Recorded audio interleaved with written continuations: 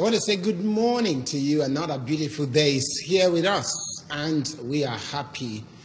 A new day is born, and it's good morning, Anambra. My name is Theophilus Okoha. I'm here with IJ Ijoma Uche.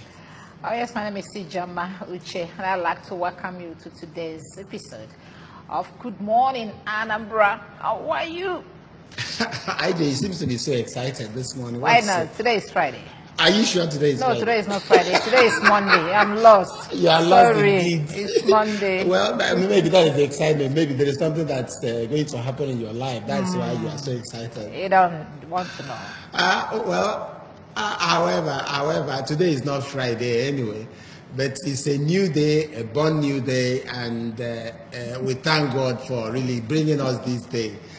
However, what do we have? So much to talk about. We're going to talk about issues that will help us. We have individuals that keep helping us to live our life.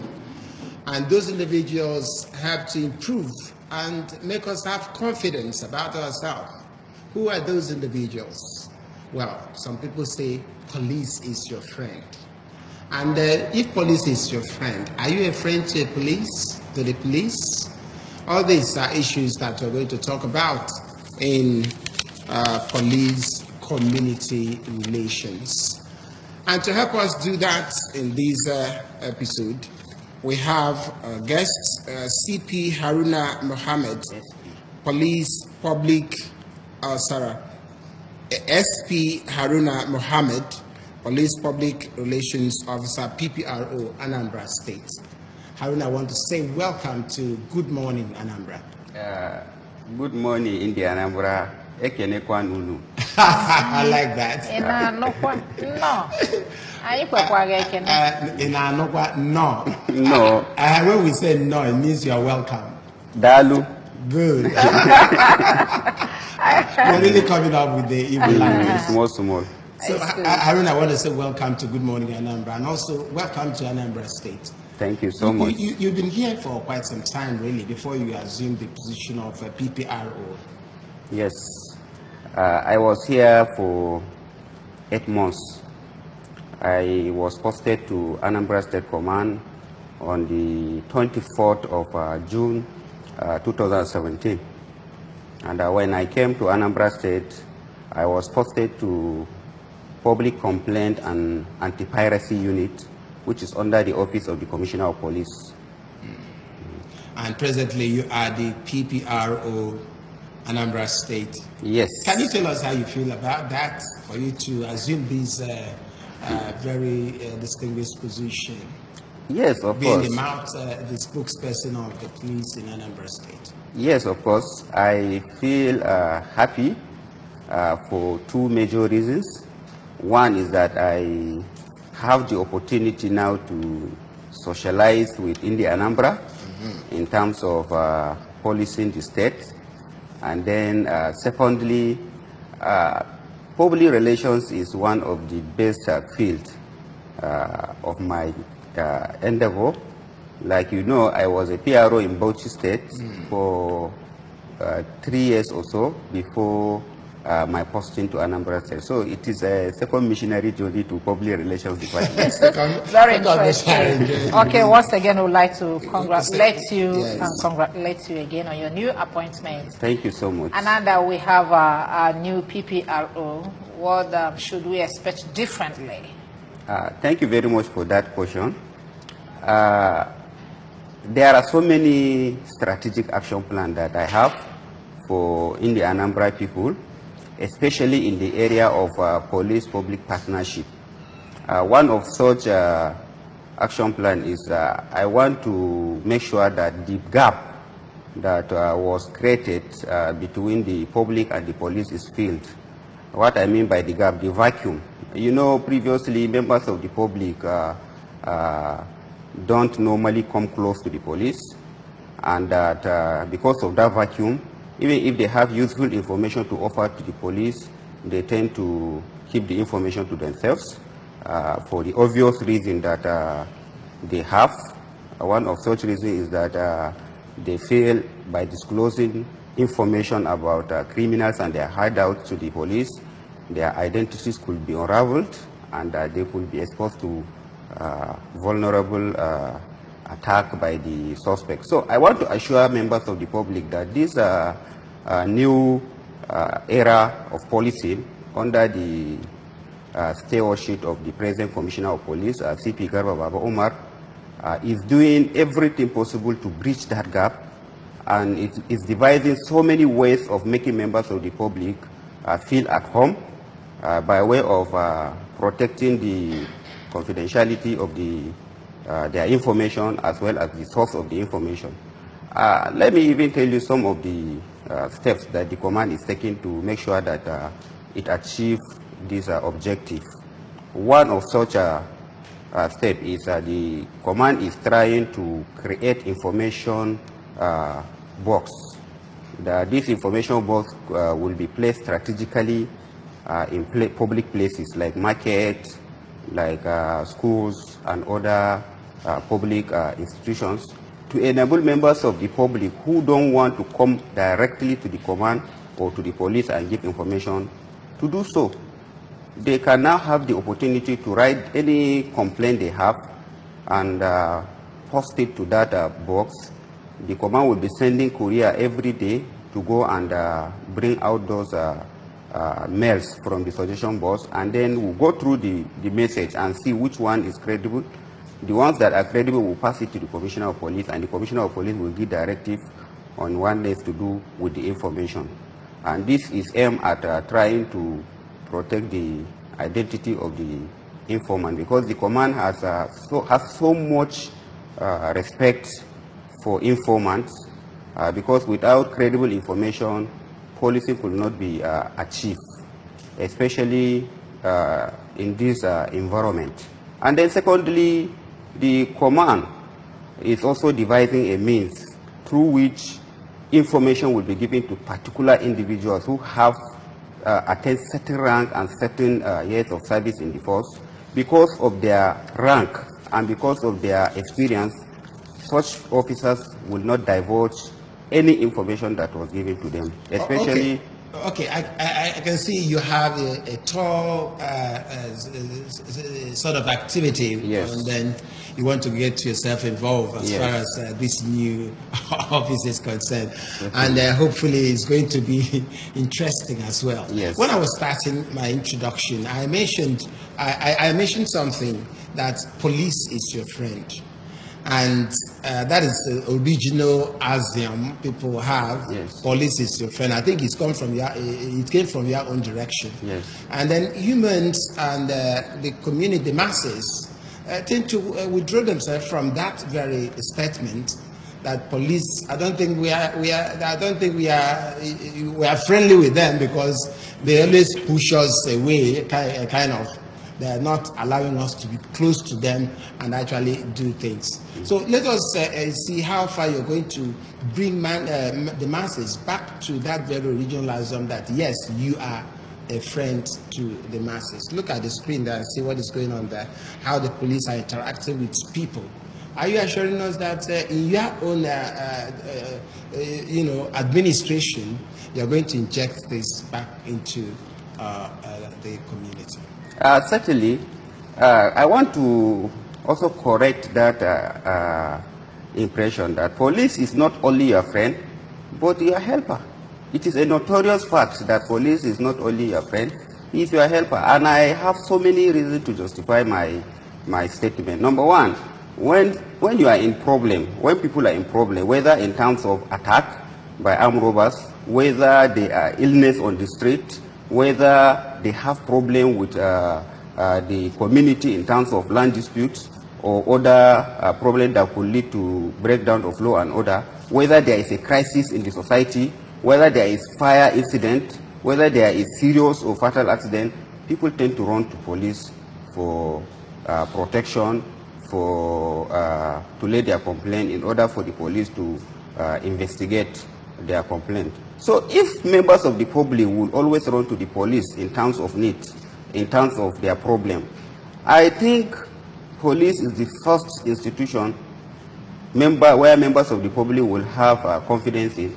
Since whenever they are in problem, that is when the police will now come and say, look, oh, we are for you, and we are ready to work and see that we remove you from the predicament you find yourself in.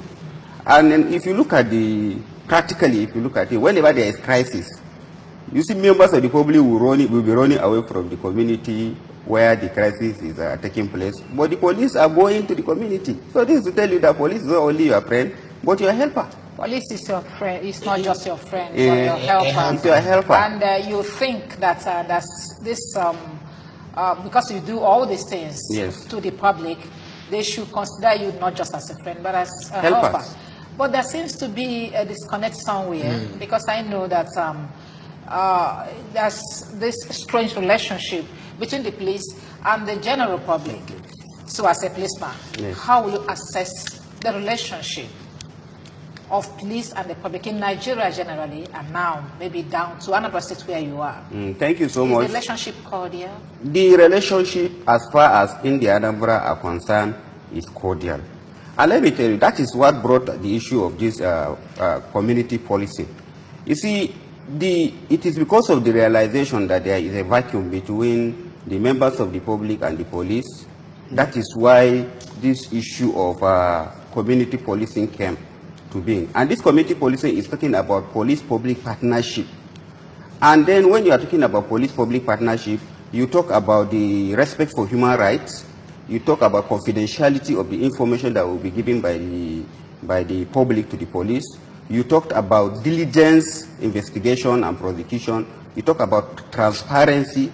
You talk about neighborhood watch, and you talk about collaboration with other sister agencies, and even the NGOs and vigilante. So I believe when you bring the members of the public closer to you by way of being transparent to them, by way of treating them with civility, by way of respecting their human rights, by way of accountability, I'm sure members of the public will always feel at home to come closer to you, to assist you, and to help you with the information that will help to promote safety and security. It is still very, will I say, difficult these days, because there is a reason why I want to amplify this. Ordinarily, any individual that stays sitting down with a policeman like this, the same feeling everybody has that person has a case. And it mustn't be to help that person. Probably the person involved himself in something else. Now, from what you watched on the screen there, you see at the international community, you see policemen interacting, staying ordinarily with the community, with the people, discussing with them outside crime issue, And then that relationship there, that human relationship, they will actually help them to come closer to the police. But it's not like that in our own time, over here. Because police people are a little bit detached from the community. They can only come to you when you have something. Either you've committed or not, something like that. And that is why I say, you have a policeman in your house. Have you committed any crime? So how can you re-inject that relationship, that human, relationship? Yes, I want to assure Indian Anambra citizens that there is a paradigm shift now in policing. The policing now is not a reactive policing, where police will be able to be going after people who have already committed an offense, and then collateral damages like loss of lives and then damage to property, etc. could have happened before the police will now respond. We are in an era of proactive policing. We try to prevent the occurrence of the crime before it occurs, because by doing that, we will minimize casualties, we respect human rights, and then loss of life will be averted. If on both sides, both from the police and from the members of the public, as well as even the criminals or suspects themselves. And then secondly, like I told you, I came as a PRO, and I have so many plans that will bridge the gap between the members of the public. Right now, I am working on the blueprint for massive sensitization campaign to the members of the public through public institutions, through media outfit, by way of discussion, by way of jingles, by way of campaign, by way of visitation to schools, especially on topical issues that are affecting the Anambra, like child molestations, like domestic violence, like issue of land disputes, like issue of drug abuse, as well as cultism and the consequences of cultism to our youth and to the society at large. These are areas of intervention that we are trying hard to see that we go deeper and then touch members of the community. We are going to public schools because we believe that by catching them young, members of the public will have it, the students at the tender age would have it at the back of their mind that it indeed adopting cultism or drug abuse as an option in life is not only detestable course of action, but it is also hazardous and is going to affect them at the long run. These are the areas that we think if we have achieved, it is going to help the state by raising awareness, by raising consciousness to the members of the public, so that members of the public will now know the consequences of this social and that actually problems. the police is their friend and also their helper. When you were talking the other time, you mentioned community policing, and I know that it has bearing on the vigilantes that are helping the police to, sort out crimes here and there. But I know recently that the IGP ordered the withdrawal of arms from even the vigilantes. So how would they be policing the community on your behalf now? You see, behavior is the function of interaction between the characteristics of individuals and the features of the environment.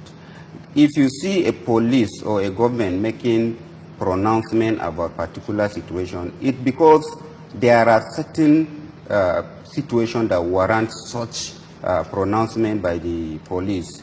But I want to assure you that in line with community policing principle, it is the duty of the police to bring the vigilante closer to them.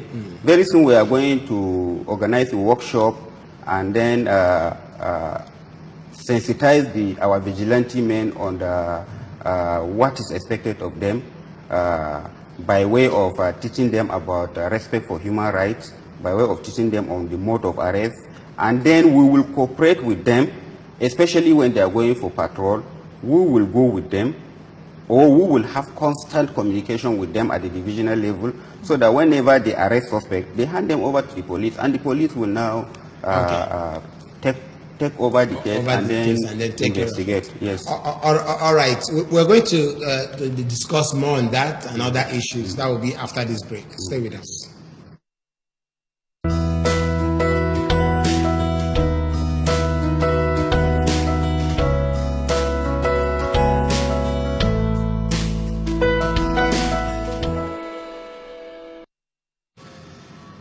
You are still on to Good Morning, Anambra. Good to have you back. And we are still talking about police-community relationship. And still with us is the PPRO Anambra State, Haruna Mohammed, still giving bites to issues concerning police relationship with the community. Thank you. Well, let me go straight now. There are other issues that bothers individual in the community. Those issues include checkpoints. Over time, we see police being on various posts. Some just a pole in between, they will be here, and the next pole you see them, the other one you see them. So how legal is this in this modern day? And then people want to know, are they safe when they see that happen all the time? Yes, the police have what you call stop and search, not checkpoint. And then if you have stop and search, this stop and search, whenever you see stop and search, it means that there is something that warrants the stop and search, especially if we have a case of stolen vehicle, either at gunpoint or where parked.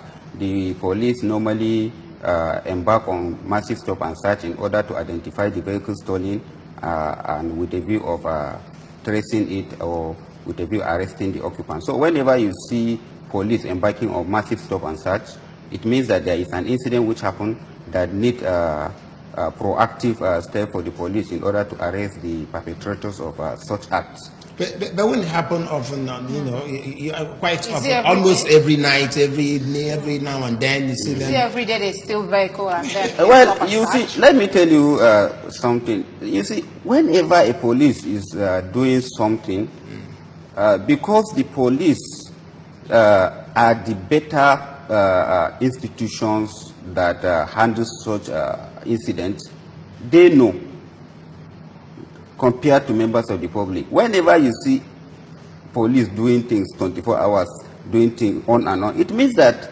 there are certain incidents that warrant such actions, which members of the public will not have the opportunity of knowing.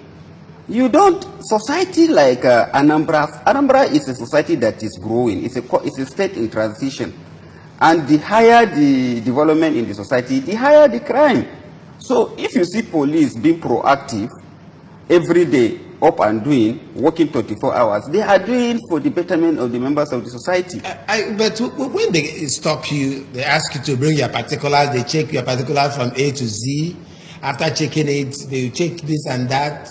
I mean, and then after that very point, get to another point, maybe about 2-3 polls again, you see another set of people doing the same checkup. You know, they ask you to bring your particulars, they check this, they check that. You see, it's really their responsibility. But you know, most times it's not just bring your particular, let's call a spade here. Most times they collect money. Now you are talking. They collect money. You see, checking of vehicles particulars in itself, if you are doing with the purpose of crime prevention, I don't think there is any problem. But incivility to members of the public while trying to do your work is what is the problem. For example, if you extort money for members of the public, or secondly, you will behave in a manner that portrays you as an indisciplined officer or as an unprofessional officer, that is where the problem is. So what I want members of the public to know is, whenever a police is trying to ask question in a polite manner, in a civil manner,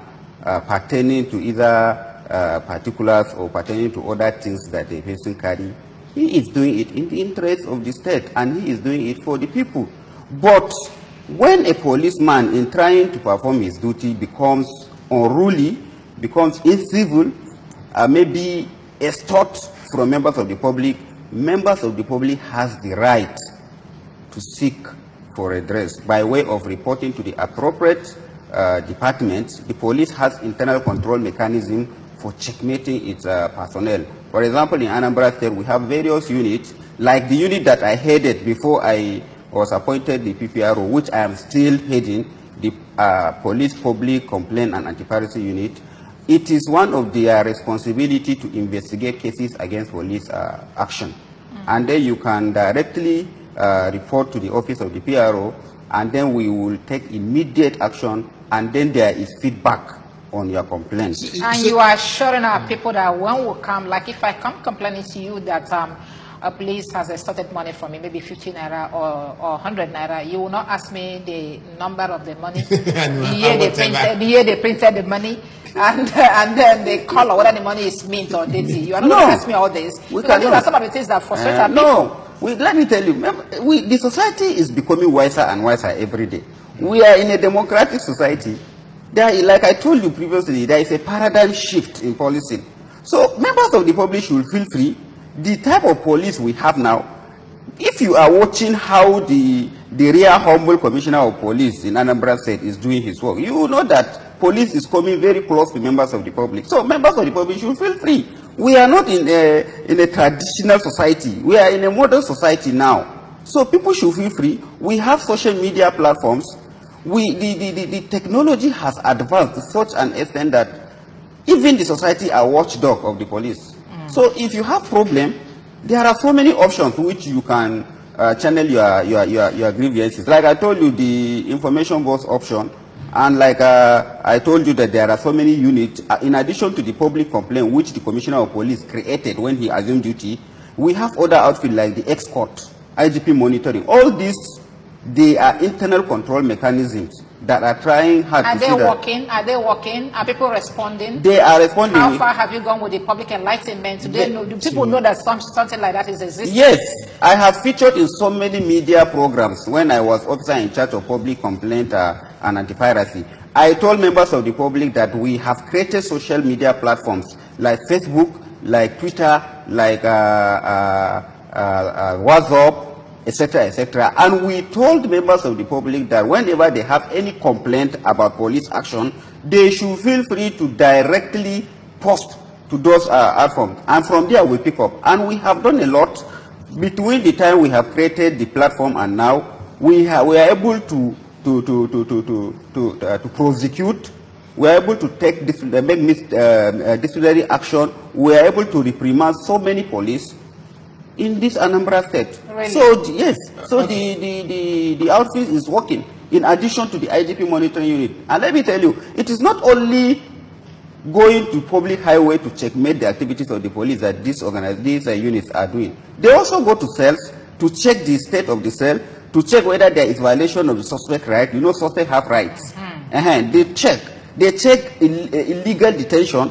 And they also check people that are paying money to bail people, because I know that they say that bail is free. Bail is free. People still pay thousands of money to bail. Do you also check that one? Yes. If you go to a station, police station, and you have a suspect, you want to go and bail somebody, and they demanded for money from you, you have the right to come and complain to us and see whether we will take action or not.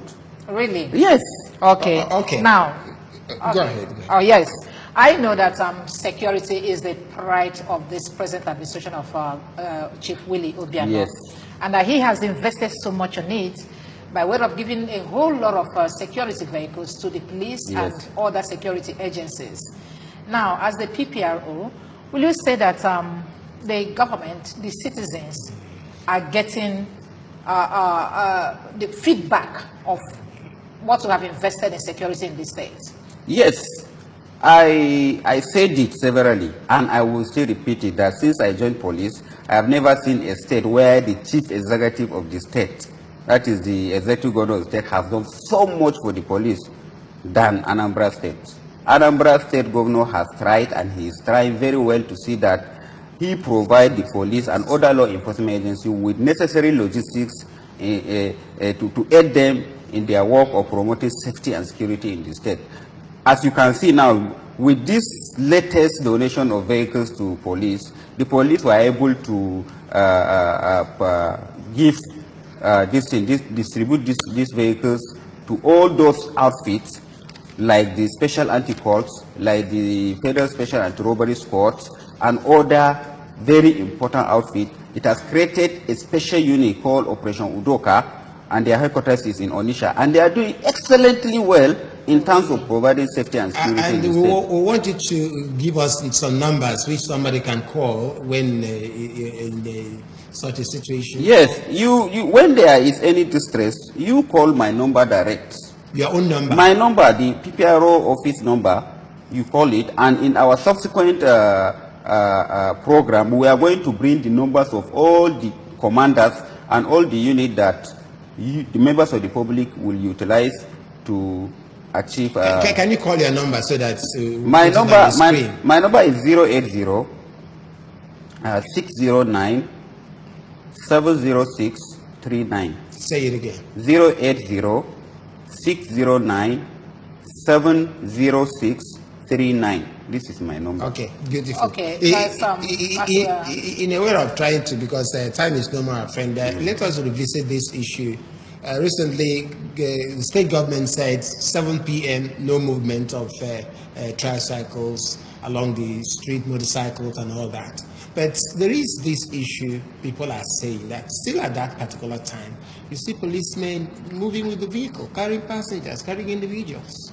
Well, and any other person that comes along that line, they arrest that person, you know. Well, you have made an allegation, and then the burden of proving the allegation squarely rests on you. If you feel that the police are violated, nobody is above the law. When there is a pronouncement by the government concerning who did the arrest? If a policeman is moving at 7 o'clock, no, you said policemen are seen, so you prove it by arresting them. No, by informing us immediately such thing happen, you tell us, because we know that we all the Commissioner of Police has given express directives to all DPOs to warn their men that on no account should any police officer be seen with motorcycle after 7, just like other civilians. And anybody that was cited, he will be arrested. In addition to contravening his motorcycle, he will, departmental action will also be taken against him. Okay. And okay. Now there is another issue. Those police people, do they check particulars? Are they their responsibility to check particulars of vehicles? Police are no magicians. If somebody report that his vehicle was stolen, how will the police determine that that vehicle was a stolen vehicle without checking the particulars to know whether the particular actually belongs to the person who is having the car? For example, somebody reported that they stole his Camry, black in color, and then this information was circulated in the control room throughout the command that a vehicle black in color, make-up Camry was stolen. So police should try and to recover the vehicle. How do you expect the police to identify the vehicle and know that this is a vehicle stolen without asking the occupant or the driver of the vehicle particulars? Okay, we know about that one. Okay. Recently, there was this recent posting that was done in Anambra State, and some people are clamoring. How come? Everybody posted there. There is only a DPO main market that can speak Igbo and relate to the people. The others that do not understand the language of places they were posted to. Is it true? Well, that one I'm hearing for the first time. Okay. And then, but let me tell you something. Let us not trivialize policing. Nigeria Police Force is a federal institution, and the Commissioner of Police is in charge of the security in the state. It is at the discretion of the Commissioner of Police to post any officer he think is going to deliver by way of doing what is expected of him in terms of protecting life and properties. So basically, yes. Basically. And then there's this announcement, public service announcement that you posted online concerning a problem or a clash between herdsmen and some individuals at, is it Agwoka or so?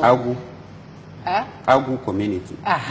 So, what about that? Could you throw more light on that? What really happened? Have you been able to apprehend anybody? It wasn't a clash between herdsmen and farmers. It was an assault. A herdsman was attacked by unknown persons, and when he was attacked, the thing generated tension in the community, and people started insinuating that there was a clash between farmers and herdsmen, and some people have started even becoming apprehensive. Yes. And that was why the command feel it necessary to come out and inform the public that, look, there is nothing like clash between farmers and herdsmen in Agu community. Rather, it was an attack on one person, and the police is doing everything possible to arrest the suspect, and the community has created a lot of exhausted a lot of channels by way of meeting up, reaching the farmers, the leadership of the farmers, as well as the leadership of the herdsmen, to assure them and to also create confidence. And let me tell you, there is an already existing channel of reconciliation created by the state government, which comprises the law enforcement agents and the representative other stakeholders, that is saddled with the responsibility of settling amicably any dispute that emanated between farmers and Are they the people handling that case, or just the police? No, when we are talking about reconciliation, the community handles reconciliation, but when there is a criminal matter, the police investigates. So this is a criminal matter? Yes, an attack on somebody is a criminal matter, and the police is on top of the situation. We are investigating, and very soon, any update we have, we will address the members of the public. Okay, right. we want to really round up, but quickly, there is a video going around about IGP. Would you like to talk on that? About what? About his person. About his person? Yes. When you are talking about personality, what concerns the police? No, not really. There was something that happened in Kano whereby the video showed the IG where he was repeating words, transmission, and some people were saying that that video was doctored. And some other people said that no, that happened real.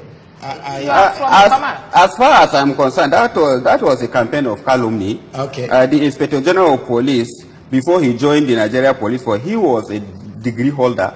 He was a lawyer, and then before he became the Inspector General of Police, he has been a Commissioner of Police in so many states. He has participated in international peacekeeping, and he has been addressing members of the public in so many occasions, so many forums, even without reading anything. So and he became the Inspector General of Police since last year.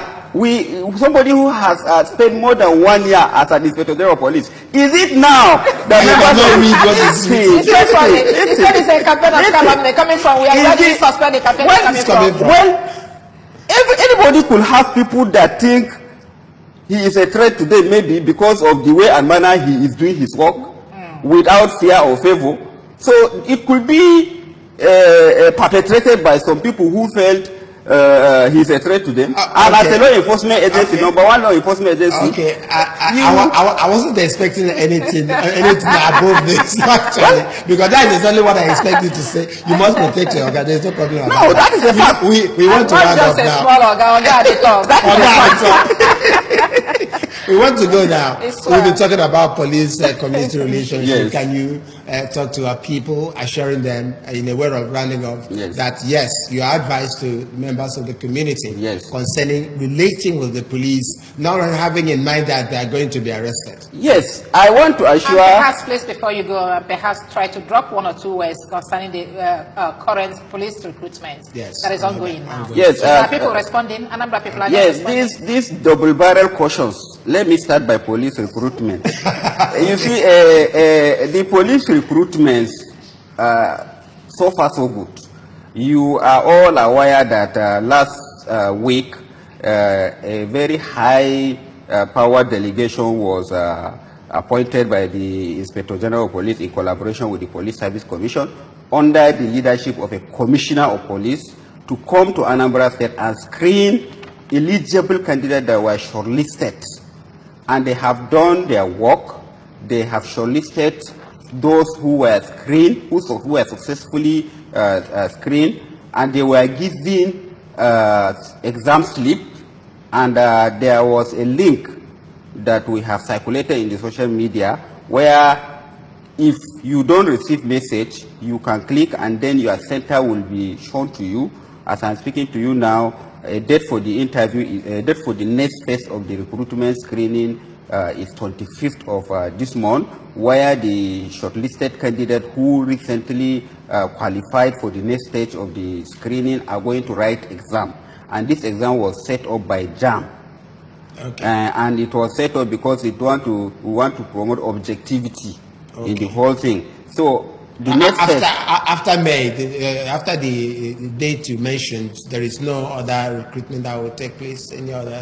The process has started. Recruitment has started since last year, and it's in phases. As soon as we finish the exam stage now, they will now go for the next stage of the screening at the zone. Your advice now. Your advice. Let's go. Yes, my advice to India Anambra is that members of the public should feel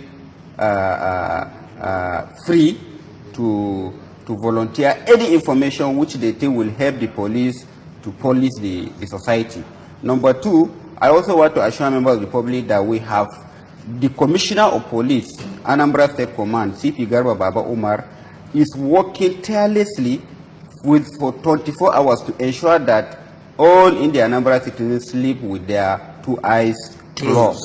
And we want to further reassure members of the public that we will not relent in our effort to make sure that the safety and security in Anambra State is being sustained. Not only being sustained, it's being consolidated. Okay. We must thank you so much, SP Haruna Mohammed, PPRO Anambra State, for coming to Good Morning Anambra. And then hopefully in the Anambra are happy that you're here. Thank you. Maybe we're going to assign somebody that will be teaching you how to speak Igbo correctly. Oh, you have a volunteer. Yes. Well, we must thank you very much for really joining us. And then we've been talking about police community relationship And I believe you had a very interesting moment with us on this show. We must go. IJ, what do you say? Yeah, we just have to go. Well, thank you very much for coming, PPRO. I will have to work very closely with you. You are always welcome. Thank you, my people. All right. Thank you very much. On behalf of all those who contributed making it a success, my name is Theophilus Oko, saying bye for now.